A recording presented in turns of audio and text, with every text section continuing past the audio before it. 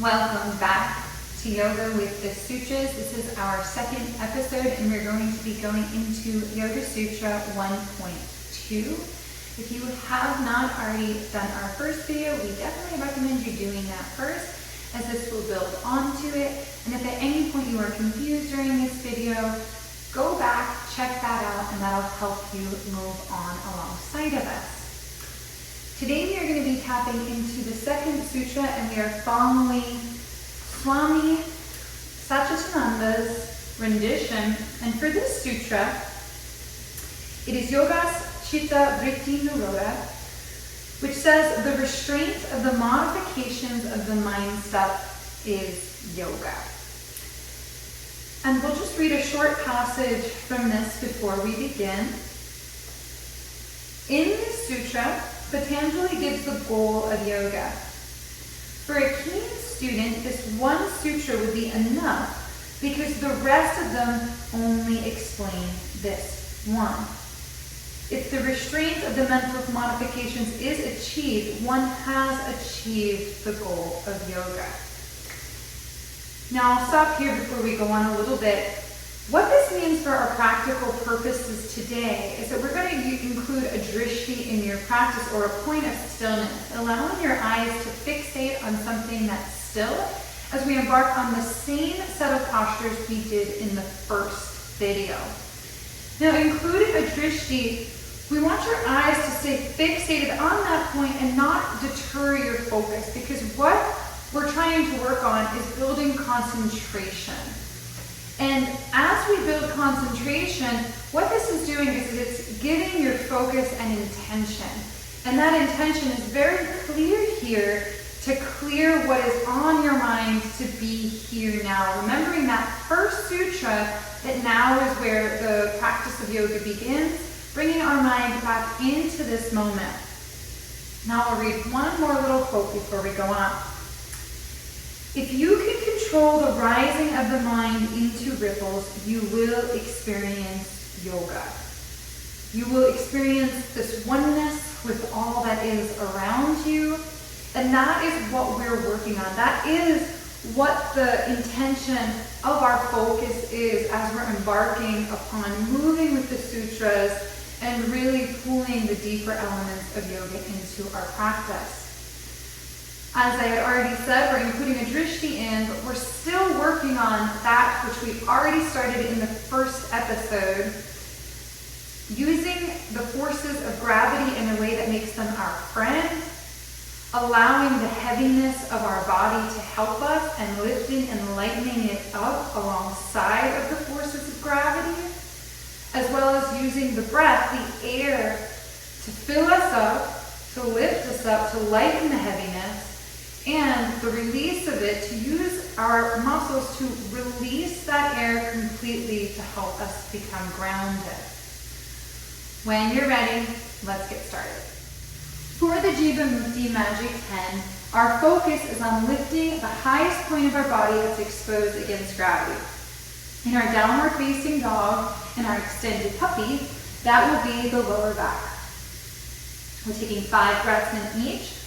When you're ready, coming into your downward facing dog or extended puppy, finding the point of stillness to focus your eyes on, feeling 5 breaths come in to the lower back and leave from the lower back. Try to feel the breath come in from the ground up.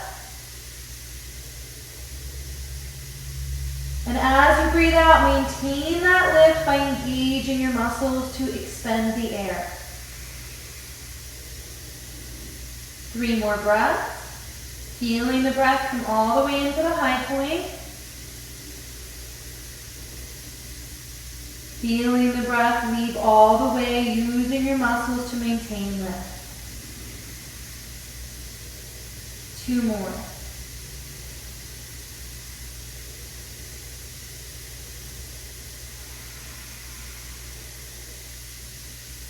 Last one.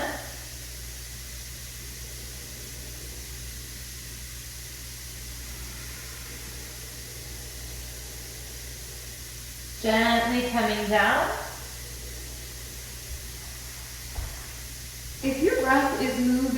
faster than ours. We want to try to release it and making sure you're really releasing your abdominals so we're not moving with adrenaline but starting to pacify the system. If it's still moving faster, feel free to come down after your 5 breaths and meet us in the next posture. The next posture of our magic tent is a forward fold, and Sarah will be showing you a half fold. For all of our postures, we will list the contraindications when not to do them underneath the video at the bottom. When we're ready, let's go into our fold or half fold and take 5 breaths, lifting from the lower back, fixating your eyes to put all of your focus on the breath coming in from the ground up, leaving from the top down while trying to maintain that lift. Breath coming into the low back, leaving from the low back down. Eyes fixated on stillness, so your awareness can focus on the breath coming in and leaving. 2 more.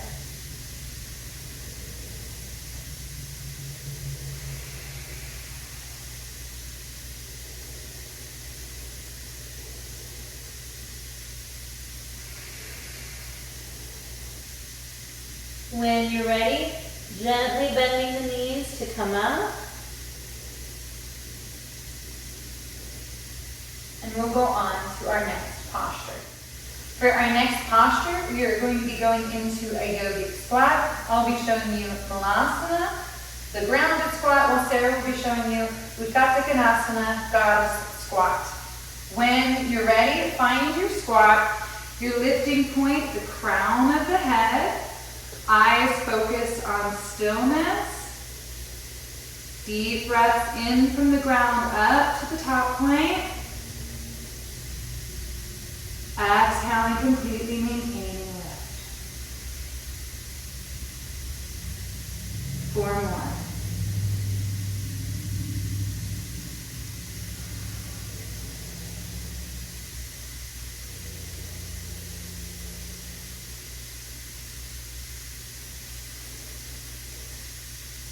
Two more.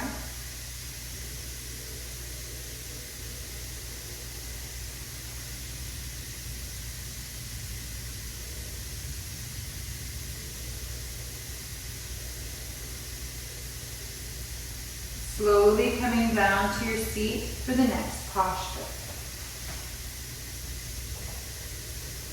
As we are moving through these sets, what's important is that we're honoring this first sutra and that reminder that if we're really focused and our body's already pretty healthy, this is all we need. However, there are 194 following sutras where we go deeper into the practice and we'll also go deeper into your body. So if you're in pain when we're going through this, knowing we're not going to cover the modifications of how to get into it in these videos, but you should never be putting yourself through pain. So that at any point these postures just aren't feeling good for you today, remove yourself from these videos and stay with our channel. We will be putting up how-tos on how to go into each one of the postures in the future. Now let's go on to the next posture of this magic tent. When you're ready, come into your 𝕦𝕟𝕉𝕉, your staff pose. Gently lift up the crown of the head and push the heels out to get a nice tall spine. And then we're going to go to a teepee twist. Bending the knees from here, keeping that length in the crown of the head, wrapping one arm around the front, bringing the other hand to the center of the back, lifting nice and tall and taking 2 breaths. Breath in from the ground up, maintaining the lift with the muscles as you breathe out.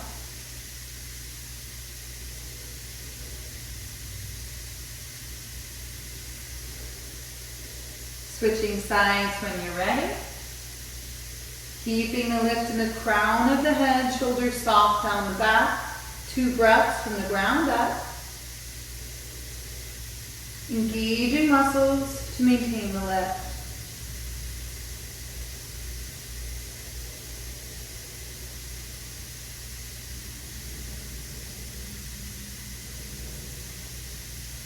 Centering off and coming back to our staff for our next posture. For this next posture, we come back to 𝕤𝕠𝕠𝕤𝕠𝕠, lifting up with the crown of the head, pressing through the palms for some extra lift, pushing the heels away for a nice straight spine. You're going to go into the full variation with me. We bend the knee and we bring the foot to the opposite side. Sarah is going to show you a modification that's a little bit shallower, and if you're experiencing any kind of pain in the deeper variation, follow along with Sarah. When you're ready, take your twist to one side, bringing the hand to the center of the spine, breathing in from the ground up to the crown of the head, 2 breaths. Eyes fixated on stillness, so your awareness can fixate on the breath coming in and leaving, starting to experience that freedom, staying with the awareness. Switch sides.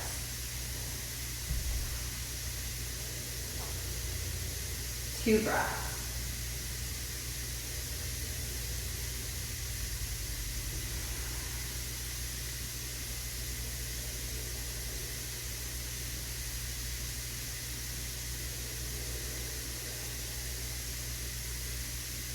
Gently release back to center, and we'll go on to our next posture.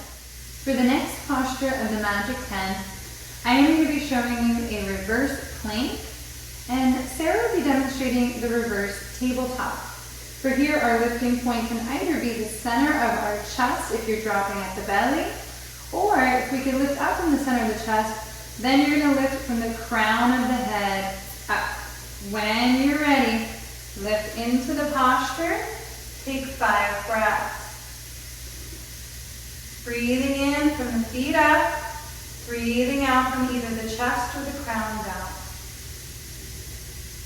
The breath fills you to make you lifted as you inhale. Use your muscles to maintain that lift as you exhale. 3 more.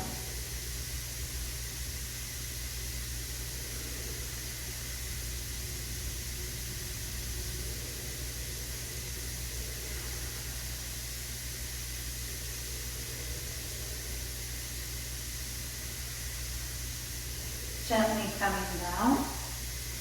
And if you didn't join us for the last Magic 10, this next posture is where things get tricky. Let's get to it. The next posture of the Magic 10 is a handstand. If that's a no for you today, you're going to stay in your tabletop, getting your asana, a nice grip with your hands, and keeping balanced weight on your hands, pushing through the mat, and having nice extension in your shoulders. Your shoulders will be your lifting point with your eyes fixated and focused. For those who are looking to start their handstand, you're going to follow Sarah into an L stand with both feet on the wall. I'll be going up and keeping one foot at least close to the wall. Lifting point will be the top of the foot if one foot is up, the lower back if both feet are on the wall. When we're ready, come into your handstand variation. Keep the eyes fixated and focused, taking 5 breaths. In from the ground up, out from the top down.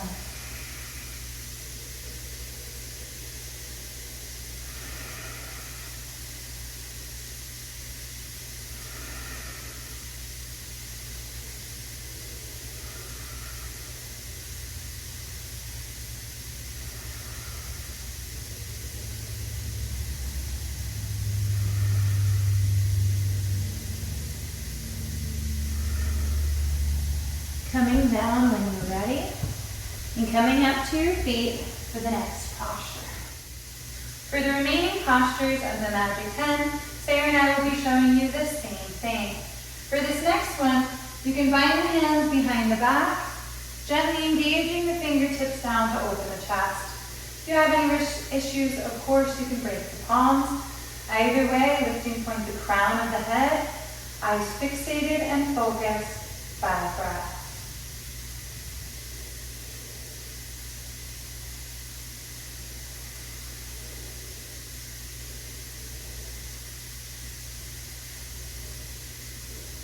following the breath in and out as best as possible. Continuing the awareness at the lifting point.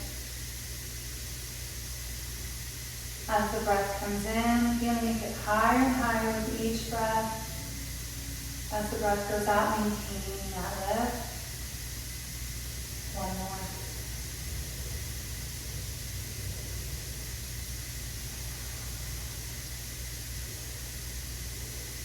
Gently releasing as we go on to the next posture, which is actually a set of exercises. For our next exercise, we are going to be stretching the sides of the body. Gently interlacing the fingers together, turning them up and overhead, pinkies behind. Now if your shoulders bother you, you can place the top of the fingers on the head, or even put the hands behind the back. Otherwise, lifting up, pinkies back. Take an inhale from the ground all the way up to the palms. As you exhale, bend into one side. Use your belly muscles to maintain pose. Inhale, lift into this side. Exhale, use your belly muscles to transition to center. Stay here. Inhale, feel the breath come up to the hands. Exhale, use your belly muscles to transition to the other side. Stay here, eyes focused. Inhale to the palms. Exhale, use the belly to transition. One more each side. Lift here, inhale. Exhale, transition. Inhale, lift here. Exhale, transition. Inhale, lift here. Exhale, transition. Inhale, lift here. Exhale, transition. Break the palms, come to center. Now, for those of you on camera who've been wondering, what is the modifications of the mindset? This is a great exercise for showing that. If when I released and didn't tell you to hold, you kept transitioning, your modifications were moving you instead of staying in the moment. And this is where it gets a little bit tricky for us, because as we're working on removing those modifications, a lot of the stuff that's happening is subconscious, and that's what our practices are training. Let's get on to the next posture and try to stay in the moment a little bit more.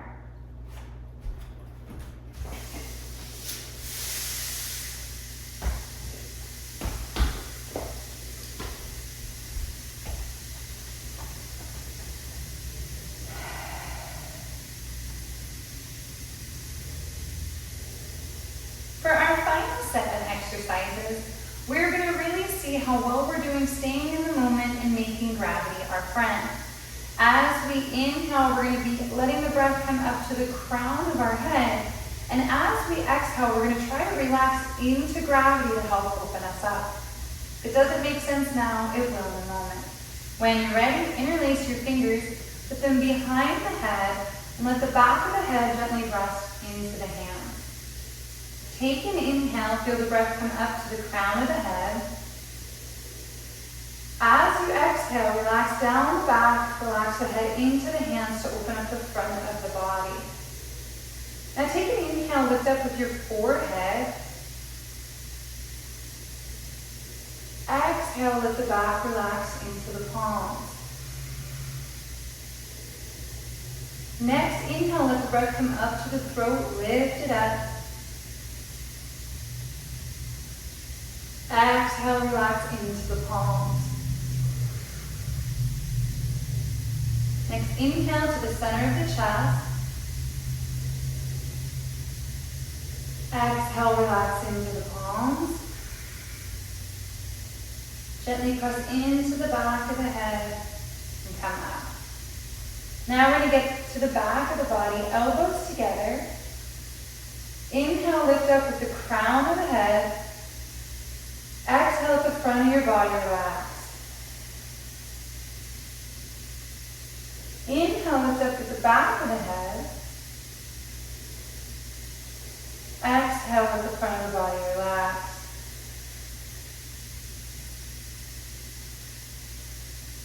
Inhale, lift up at the back of the neck.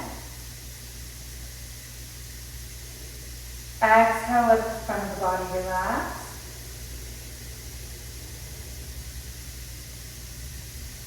Inhale, lift up with the upper back. Exhale, let the front of the body relax. Releasing the hands here, bringing them to the thighs, and gently straightening the arms and coming up one vertebrae at a time. Outstanding work. You have finished the Magic 10. For our relaxation, we are going to stay in our mountain pose, focusing our eyes.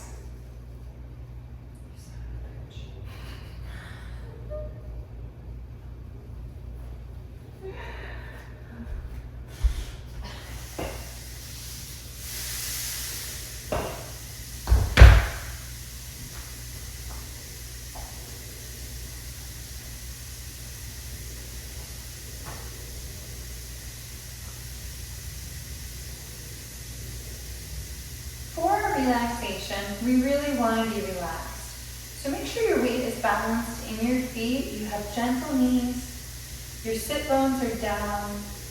Your chest is gently lifted with your shoulders soft and relaxed down the back. Fixate your eyes on stillness. Focus them intently and then let them to relax. Spending about a minute here just listening to the white noise.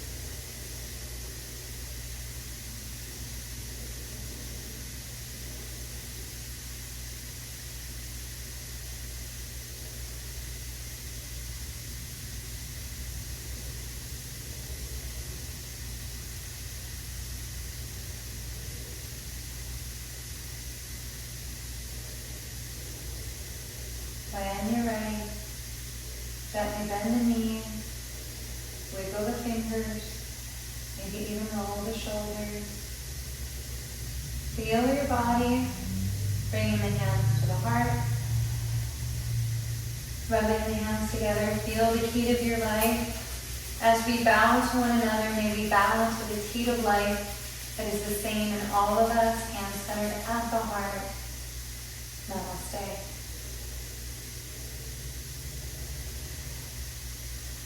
Stick around for a short discourse where Sarah and I talk a little bit more about our experience embarking upon embodying this sutra in practice.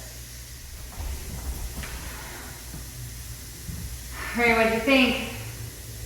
I love 𝕤𝕤𝕤𝕠𝕟, and it is amazing how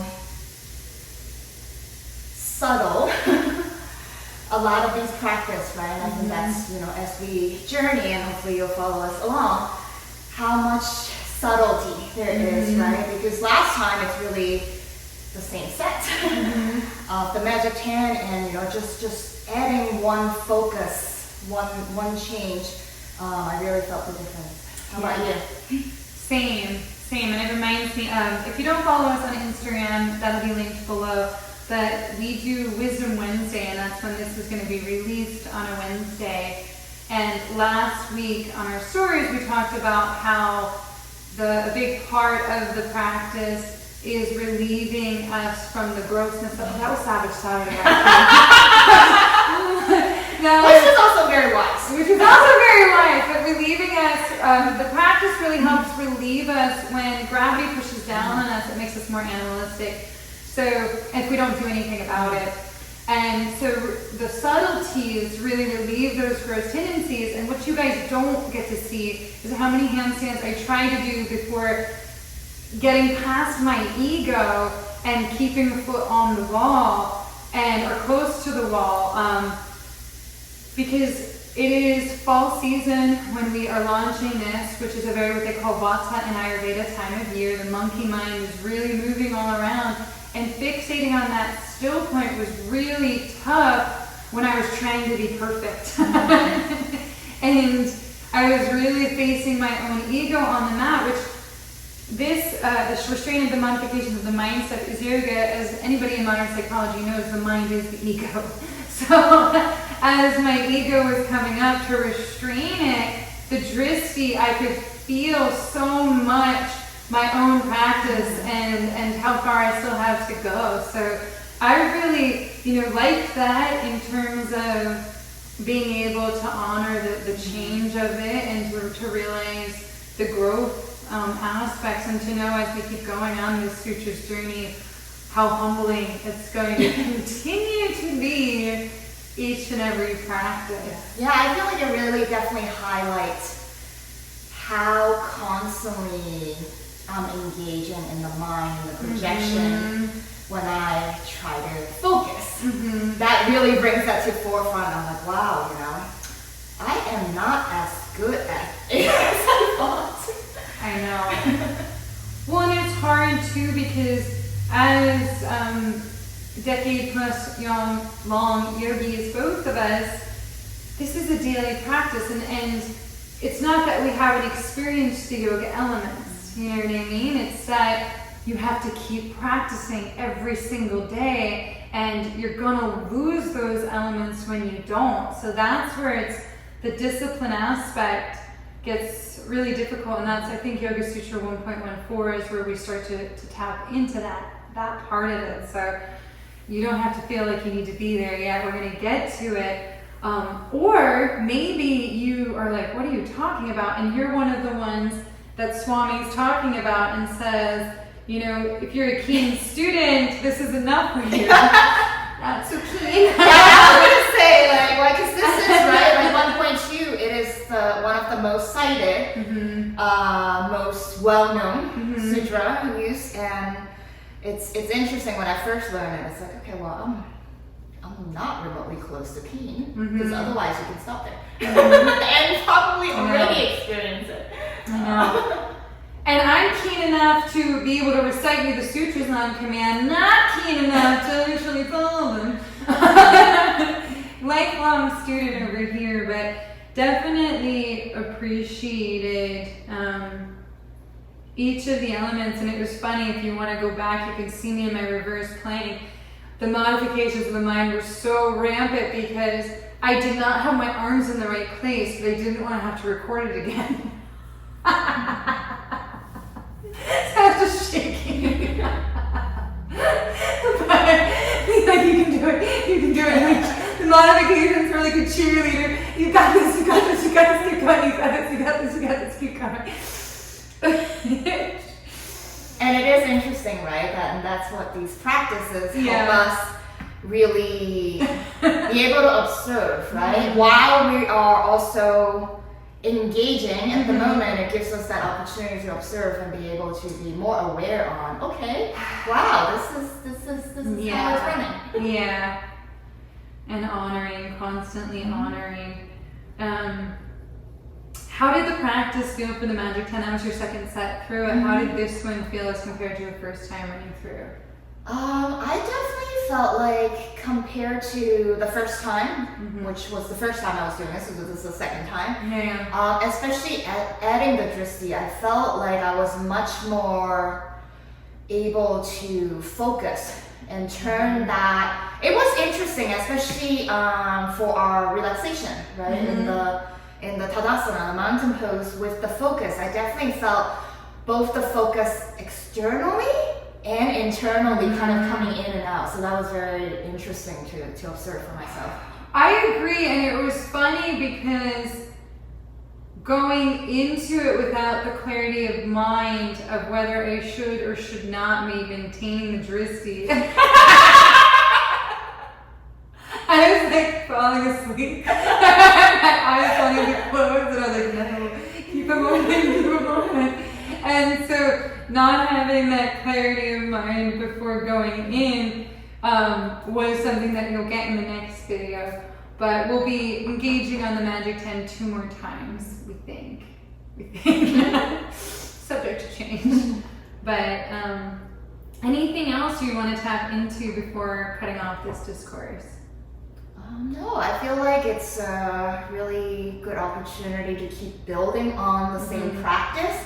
Yeah. Because a lot of times once we try it, it's like, oh, well, you know, I've done that already. I feel like, as we mentioned, right, there's the subtleties that we continue to build on and tying into the sutra. I think that piece is really special, and I'm excited to continue. I agree. I think the one thing I want to tap into, because it's prevalent in my ego, going from the handstand, is that if you can control the rising of the mind into ripples, you experience yoga.